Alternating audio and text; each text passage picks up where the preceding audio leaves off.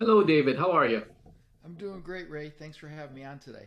Yeah, thank you for coming all the way from Arizona. So just for my audience, David, I just want to let them know who we have in the house. So today, guys, we have a gentleman named David Medansky. And I'm not going to say a lot about David, but the key phrase here, we stop dieting and start thinning.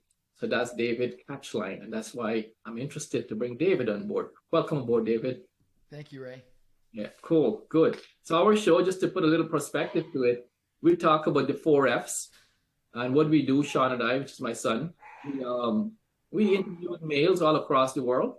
So when you hear if you're from Arizona, an interesting background, I said I got to hook up with David, right? And what we look at to get perspective of males, how we live and how we age down as we go. And looking at the four key perspective in life, which is our faith, our family, our fitness, and finance. So we leave fitness at the end for you. I know you're going to dwell on that some more. So in order for you to live the good life, that's our YouTube thing, the good life, you have to have all those facets in line. And once you have them lined up properly, chances are you can live a good life as you get older, retired, and all that cool stuff. So that's us in a nutshell. Take a few minutes, and if you want to say something to my audience, and then we can go straight into it. Well, sure. With regard to fitness, it's health and wellness is part of overall fitness. And when we're younger, a lot of times we sacrifice our health and wellness and fitness in search of wealth. And then as we get older, a lot of us will spend our wealth chasing our health.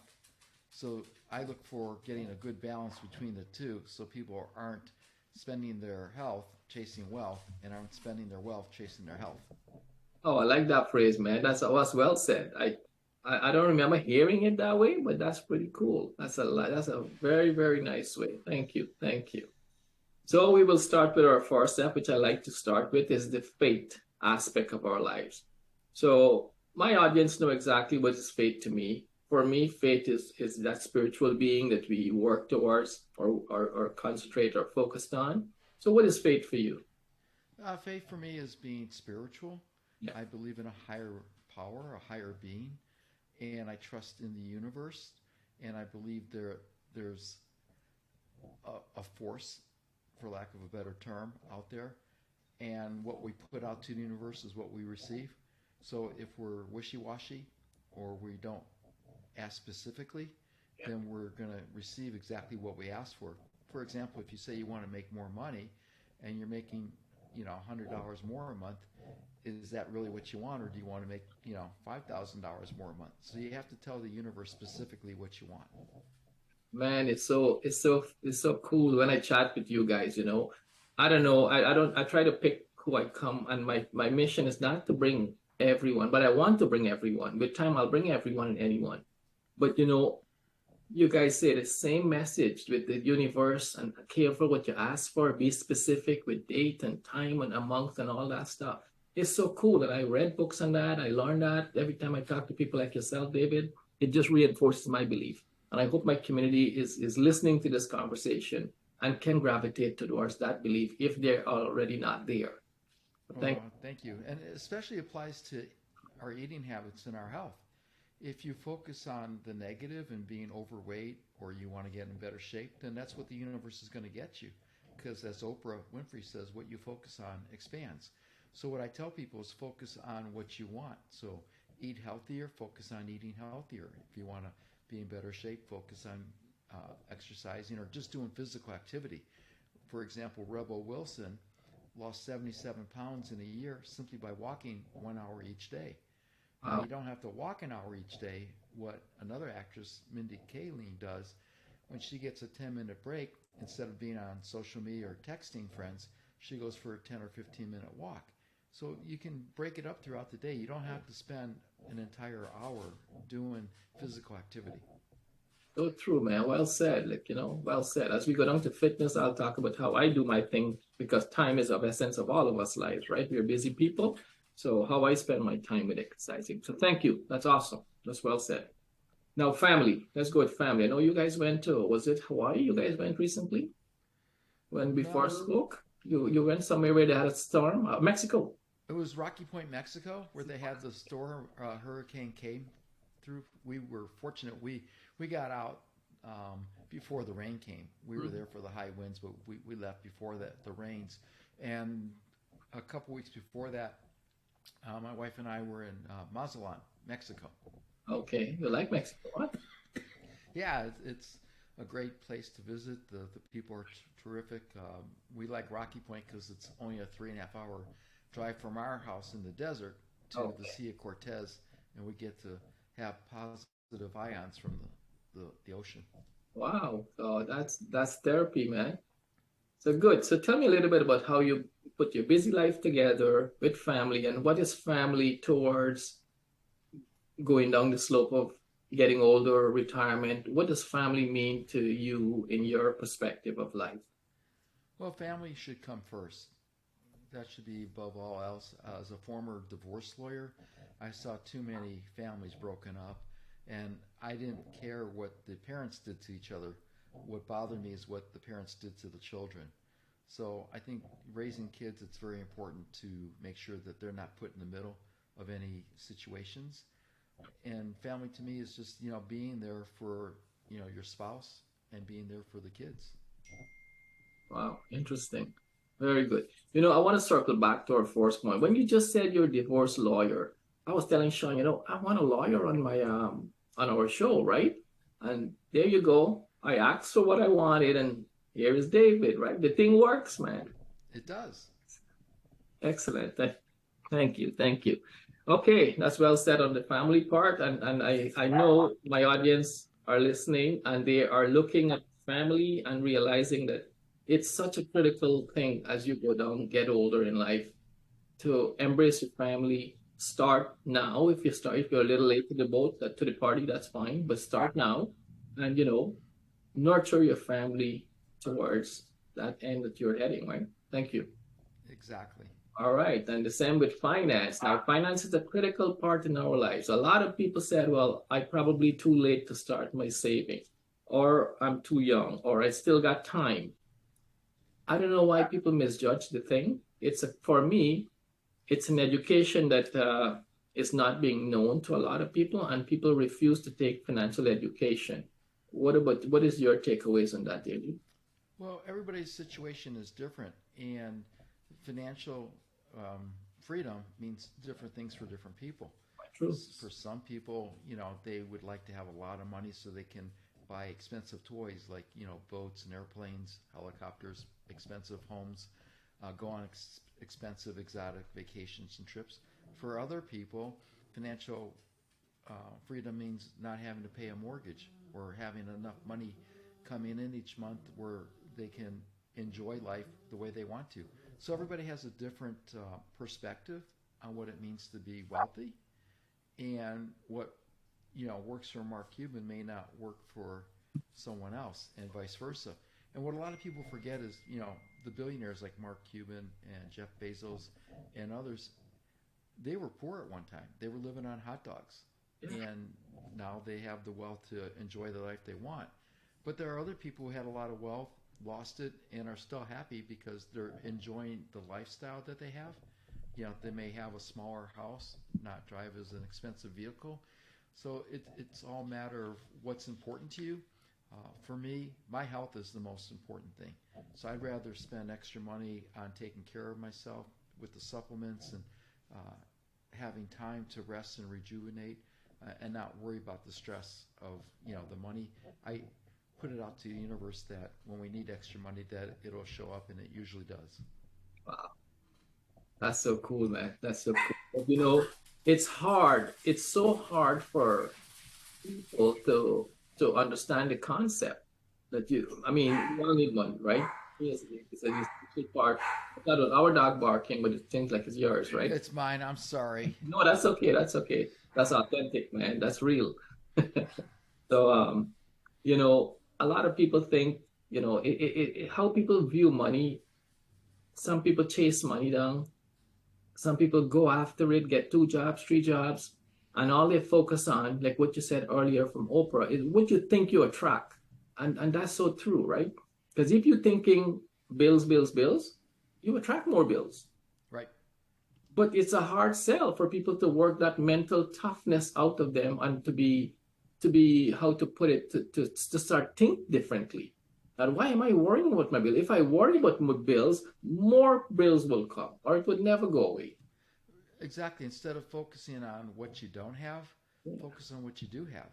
And a correct. lot of people, start working 2 or 3 jobs, but then they're sacrificing spending time with their spouse and their children And their health. and their health. Exactly. So sometimes it's not worth chasing the few extra dollars if you're going to have to spend it on medical Yeah, and health issues, yeah, and put your family at risk. What I tell people, especially with reducing weight and keeping it off and changing their lifestyles, if you're not going to do it for yourself, do it for others. Because you have to think, if something catastrophic happened to you, a heart attack, a stroke, cancer, or God forbid, you pass away, what's going to happen to your employees if you're a business owner? What's going to happen to your colleagues if you work in a business? What's going to happen to your spouse or your kids? quite How true. are they going to handle it? So a lot of times people will think more about another person than their own self. Well, that's a nice way you put it because I didn't even think of it that way. Because probably selfish thinking, but yeah, you're right. I mean, people might surely grab that. Might be some of us think we all think differently, right? So some of us might gravitate towards that, but that's a nice way you put it. Yeah, thank you. Good.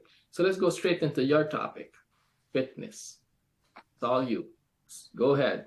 Tell us all about the fitness whole strategy that you use, how you want to see people, and back to a little bit back before we even go there. People get involved in all these jobs and forget their health, and then their body just get out of shape, their mind get out of shape. By the time they're ready to retire or get a little comfortable, they're burnt out. They just throw their hands up and said, "Take me where you want, God. I don't care. Whatever happens, I'm done." They're washed up.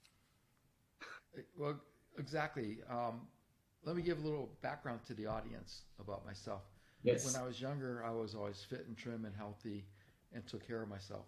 But like most of us, life gets in the way with family obligations and work responsibilities. And over the years, the weight crept up on me. And before I realized it, I was 50 pounds overweight. And then in July of 2016, my doctor told me, based on my lab results and being significantly overweight, I had a 95% chance for a fatal heart attack. So he gave me two options. He said, dude, you can lose weight or you can find a new doctor because you're not dying on my watch. And he strongly encouraged me to find a new doctor because he had been after me for 8 years to lose the weight. And like most people, I procrastinated. I'll wait till after the holidays, after our vacation. I'll Right. start on Monday. I'll start after we go to the restaurant with our friends that we like. So it was one excuse after the other, and before you know it, the years passed by. So fortunately, I took action, and during the next 4 months, I shed 50 pounds, 25% of my total body weight. Most importantly, I've kept it off. Now, I tell people I did it with HCG, which is a female hormone, which is no longer available in the United States. And you're on 550 calories per day for 6 weeks. And what happens is the HCG tricks the body into burning fat. If you were only on 550 calories a day without the HCG, your body would burn muscle, which is detrimental to your health. The main thing is I changed my eating habits. I have 6 other friends that lost weight the same way, and all of them within a year regained all their weight. Some gained even more. And that's the difference. So I've identified what I call 9 golden rules for weight loss. And I'll go through it real quick for your audience so they know what it is. The first one is to drink more water. The second one is to avoid highly processed and manufactured foods. Number 3 is to eat whole, real foods.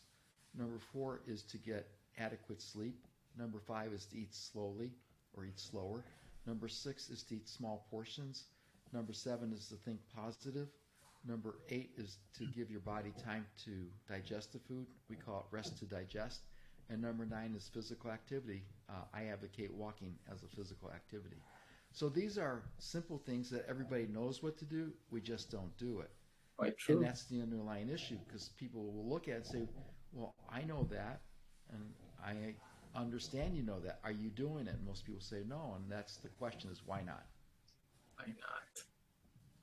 So That's the biggest, that's yeah, that's a nice list, David. That's a nice list. I'm gonna jump in there. I can attest to all that. The one that I really dropped the ball on is eating slow. And I'm guilty of it. I'm aware of it, but I'll sit down with my food as though if the food is going to disappear from my plate in 5 minutes, hurry up, Ray, before the thing done. But I don't know why I'm trying to slow it down. But yeah, Yeah, the other thing is a lot of times we're distracted when we're eating. We're working at our computers, we're watching TV, we're driving, and you look down and the sandwich is gone or the food that you're eating is gone. It's like, well, where did it go? You didn't realize you ate so much. shout out. Yeah, quite true. Good, good. Thank you. Thank you for putting some context to what you do and how you do it. So you're a firm believer of fitness, right? Yes, As we get older, or fitness at any time. But what are yes. you focusing on? Any time or as you get go down? Well, it's easier to maintain your fitness instead of starting over again. Right. Will Smith had a quote, and I'm paraphrasing because I don't remember exactly, but he says, it's easier to stay in shape than to get in shape. Yeah. That's so And what I advocate, you're never too old. I'm 67 now, and I just finished hiking Mount Kilimanjaro in June. whoa, I would have guessed you're 55, man. Well, Look at thank you. I appreciate you. that. Thank you. I gotta follow you more closely. Yeah. So that's what I tell people. I had a high school classmate reach out to me a couple of years ago because she needed to lose some weight, and she ended up shedding 45 pounds. Her goal was 35, but her body kept going. And when she first talked to me, she's like, I need an attitude adjustment. And I'm like, why do you say that? And she said, well, you're talking about all these places you're traveling to, all this hiking you're doing, all these activities you're doing. And she says, I'm getting ready to die, and we're the same age. I said, yeah, you do need an attitude adjustment. So that's very important on your mindset. What I learned during research for my books is that 80% of our thoughts are negative. So just imagine if we become aware of that and change our thoughts to 80% being positive. That's so true. That's so true. It's just a matter of the way we think. That separates us from all the other animals, right? In the Exactly. universe, is the way we think. And we Yeah. have the ability to think so strong, so positive, so powerful. But yet we go think of sorrow, of distress, of lack, and we hurt ourselves in the process. Exactly. She ended up losing the weight. She met someone. She's very happy dating, and she's enjoying life again, all because she changed her attitude. Yeah, and that's the thing. As soon as I'm going to speak on the guy's side, right? As soon as males to me, they have their kids and the life is taking off in the 40s, 50s, they pack it in and they left nature takes its course on them. I don't know why, but that's reason one of my motive to starting this YouTube channel. I Yeah. hope more people can listen to the thing, understand it, and make a shift. Yeah. And Yeah. this is and this is human being nature throughout the world. That's why I want to talk to people from every corner of the world that I can touch base with. That's great. And one of the best books I read recently was called Ikigai. It's spelled Ikigai, and it's a Japanese term, and it's a word that means purpose or life meaning. Okay. And in Japan, it's one of the blue zones in Okinawa where people live to be 100 healthy. Yeah. And there they don't have a term or a word for retirement because they just keep physically, Going. mentally active for Wow. life. So just because you're not working doesn't mean you can't be physically active, be socially engaging, and do things to improve yourself either through reading or walking or socializing. So there's a lot of things that you can do to increase your longevity and do it in a way where you're living instead of just existing. Yeah, I like the word that you use, reading. How important is reading to us, David? Well, for You me like to a personally, fan of reading it's personally, right? Yeah. yeah, it's very important. I want to be a learn-it-all, not a know-it-all. And so I'm always reading, I'm always researching, and I enjoy reading. I read novels, I read self-help books, I read uh, nonfiction books, Oh, whatever I can do to improve myself. And I also read for enjoyment. So right. there's a good balance in what I do.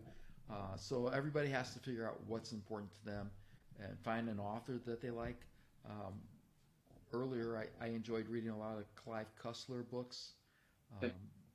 now one of the best books I ever read was called The Traveler's Gift by Andy Andrews. It was life changing.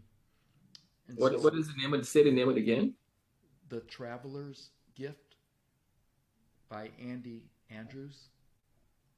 And another book that changed my life is called Sugar Blues by William Dufty, Okay. Dufty. It was released in the 1970s, and it's one of the first books I read about, being healthy. Oh, yeah. And it's still relevant today. In fact, it's more relevant today than when he wrote it. Wow. There's so many good books wrote long, long time before you and I on this planet, and we ignore the thing. People ignore it, and they're not reading. And I like to read more business books. So the book that I read lately, or prior to the one that I read, was Think and Grow Rich by Napoleon Hill. Yeah, There's classic. there's so much good facts in there. Every page is golden, and yet a lot of people don't even probably know the book. That, and also, what's Og Mandino is a great author. Yes, I heard the name Mandino. Yeah, Yeah, he wrote The Choice, and he also wrote The Greatest Salesman. right. And No, I you said you happen, wrote a book. pardon? You said you wrote a book. What is your book? I've written several books. I wrote 6 books on how to win and play casino craps, the dice game. Right. I wrote 3 novels. 2 are published, and 1 is in editing. And I wrote 4 books on weight loss. 3 are released, and then the 4th one will be released in December. Interesting, man. That's good for you. You're doing some good work there, David. Thank you. Thank you. Yeah, I'm always looking to improve. Yeah. So when I think I'm done, then it's like some other ideas come to me. It's like, okay, I have to share my information and knowledge and wisdom with others. Yeah. As Les Brown says, if you want to find the greatest creativity and the greatest ideas, go to the graveyard, because that's where people have taken their ideas without sharing, because they thought they had more time than they did. My last interview, we talked about Les Brown, and that was the same thing I referenced to the guy. The wealthiest place for Les Brown is in the graveyard. We all took our knowledge there, and we didn't share and give back and all of that to the community, right? Exactly. That's excellent, David. I appreciate your work. I respect your time. So what I'm going to do for you, I can on this after the recording is done, I would like to put your information at the bottom of your name on the video, and where they can contact you, because you look like a guy that people can contact for help, because you help. Absolutely. I can give my website if you like. Go ahead, say your website now, and you'll send it to me after, so I can put it on. Absolutely. Go ahead, tell the community where they can find you and how they can find It's www.iamthinning.com. So it's capital IAMTHING.com. They can also find me on Facebook, LinkedIn, Instagram with my name. Just, search it. And then I'm always happy to answer questions for people. Good. Appreciate that. Thank you very much. Okay, guys. So thank you. Here is David, man of wisdom. And we appreciate you coming on the show, taking your time off from your busy schedule, you and your wife. So we respect that. Thank you again. So just for the audience, guys, we got more like David coming, people with wealth of knowledge. Please subscribe to my channel. Increase as much as we can. Let's share this messages out to anyone possible around us. Thank you very much, David, and have a wonderful evening. Thank you, Ray. I appreciate being a guest today. Thank you.